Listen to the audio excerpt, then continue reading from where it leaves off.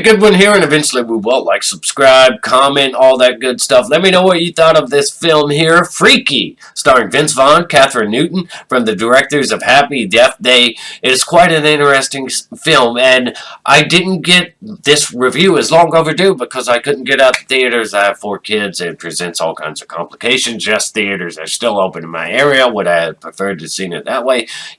Yeah, but, so, this dropped on VOD, and I rented it. $20, was it worth the price? Let's talk about it.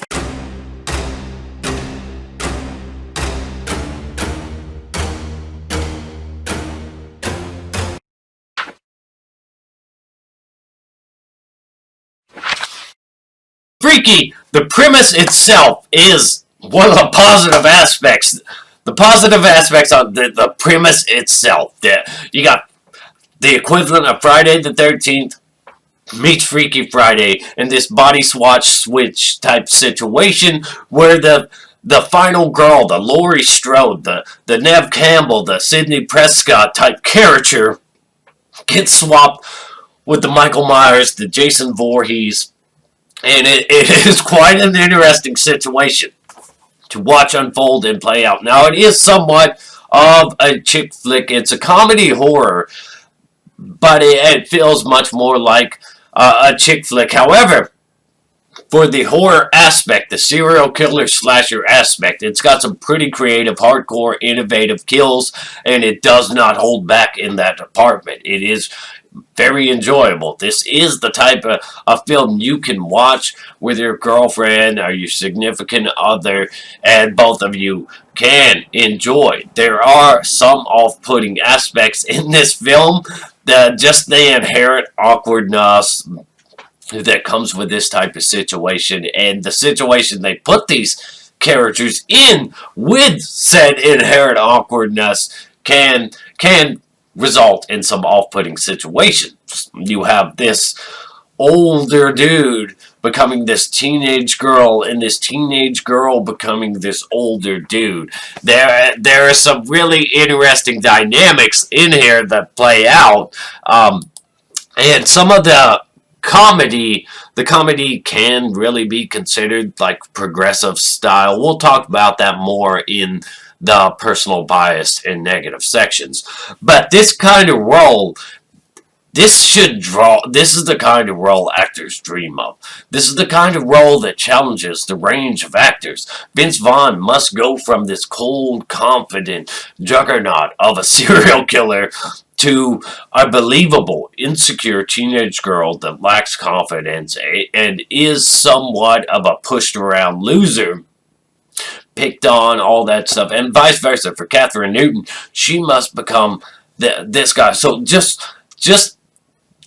how they performed, that was pretty amazing in its own right, and it's quite interesting. Like I said, the comedic awkwardness that naturally comes with this kind of situation, also the realism I would like to highlight of the sudden shift. It plays on the strengths and limitations of these characters in this form. So the serial killer, for instance, is suddenly much physically weaker than used to, than he expects, and that in itself results in some hilarious stuff that plays out. And our main protagonist is now in the body of this known serial killer. So just the results of that mix, just the results of the kind of stuff they play with, it's quite interesting to see. Now, the only character that's really fleshed out, the mother somewhat fleshed out, our main protagonist is really fleshed out, that there is more to be desired in fleshing out the serial killer.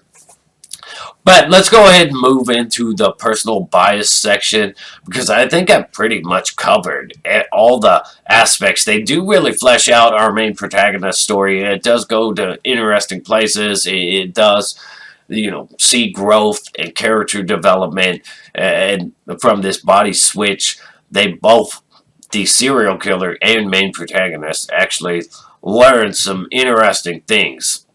So, moving on.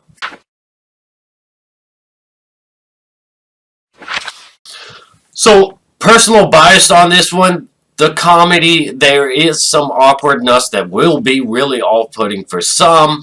There's a lot of liberal type stuff in here, like a lot of liberal leaning identity politics type stuff, little things here and there. It's not necessarily in your face or preachy, which is why it didn't really bother me. It's none of the stuff is really all that preachy in here, or it doesn't feel that way to me. But there are some of those talking points that some people may not want to hear or be comfortable with. They're dropping things like you've got to respect the pronouns, or other things in which you end up in this awkward situation with this older dude and this high school teenager, and there's just some somewhat some man on man action, and there's a lot of these progressive style things in here that let you know the politics of the writer behind it. So some of that will be off-putting for some. Some of it will feel like maybe it went too far. Uh, for comedic wise, it does feel like it works in some of these situations. But with that said, other personal bias on this one, I can't really think of a whole lot other than the comedy, the progressive stuff that may feel like, for some, it may feel like it's hitting you over the head, but it's not necessarily preaching at you. So with that said, let's move into the actual negatives of this film.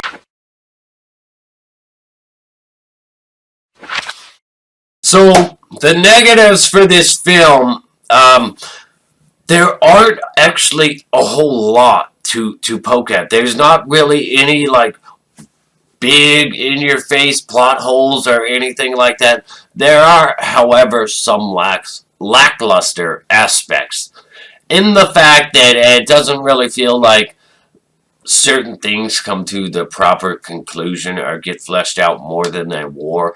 For one, you don't really elaborate on the serial killer, on the kind of backstory there, where the character comes from, what makes this character tick, what made this character become this way. And then you get into the other aspects, like the mother-daughter story. There is a tragedy there in which the father is deceased, and it's been quite an emotional toll and a struggle, and the daughter's had to be in this situation where she's become the mother's everything. She's become the mother's best pal and all this and that, and it had kind of put her life on hold for the sake of that. But that kind of stuff doesn't feel like it comes to a natural conclusion, or is fully developed. It just feels like an abrupt, like, oh, I'm deciding that I'm going to do this, and we're not going to do that anymore. And it's like, well, okay, that stuff was kind of out there, and trying to avoid spoilers as much as possible. But another aspect is, at a certain point, it feels like everything is wrapped up in this film, and it could leave on a really interesting, amazing cliffhanger that kind of plays to the cliches and tropes of this style of film. However, it goes a different direction, and it does something that I don't feel was absolutely necessary, because I think all that really played out for itself the way it should have. I don't feel like it should have went that extra mile in those final scenes, because it really felt like that was unnecessary. It really did, and that felt like one of the major flaws was the ending to this type of film. With that said, though, let's get into my final score.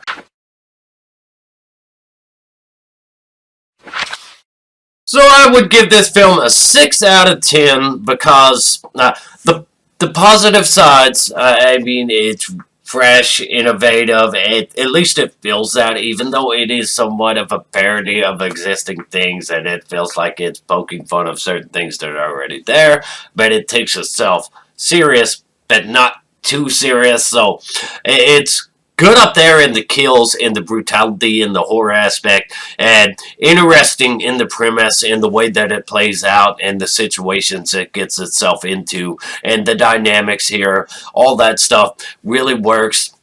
Some of its faults and failures, though, are lack of fleshing out certain characters, lack of what I felt like was bringing things to a natural conclusion on certain relationships, like between the mother and daughter.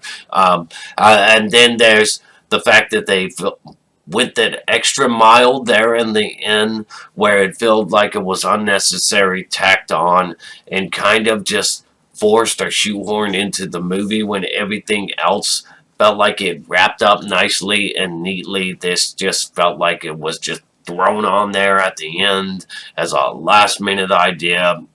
It felt like all the other stuff was actually already accomplished in different ways. Um, and I understand what they were trying to do there. Highlight the fact that these two characters learned something from each other. Um, so 6 out of 10. You know, it's not something that's absolutely hilarious. The trailer was really funny for me, and had the film been able to top that, I felt like that the trailer just ripped all the funny moments out of the film and showed me that. So there wasn't a whole lot for me actually in the film when it came down to it. Uh, so ultimately, though, really great acting on behalf of Vince Vaughn and Catherine Newton, being able to juggle these roles. Very interesting. Some of the stuff in here, some of the more progressive liberalism type dynamics and politics and stuff like that will be off-putting for some. They weren't really off-putting for me necessarily, but they are kind of weird. Certain things in here that will not be for you, and we'll just have to see what this person, what they do next, because the people behind Freaky, this isn't their first rodeo, or however you want to put it. That I thought it was worth the watch, definitely 6 out of 10, but it's not anything more than that, because if you go into this blind, you will absolutely enjoy the movie more. But if you've seen the trailer, you will find that a lot of things that would have been funnier, would have been better had you not seen the trailer. So 6 out of 10, enjoyable movie, worth the watch. Not great, not amazing, not gonna blow you away or anything, but it is a new movie. It is a new movie in 2020, and that's a big deal, right? That's unfortunately that's a big deal. So comment down below. Let me know what you thought about this film, and stay awesome.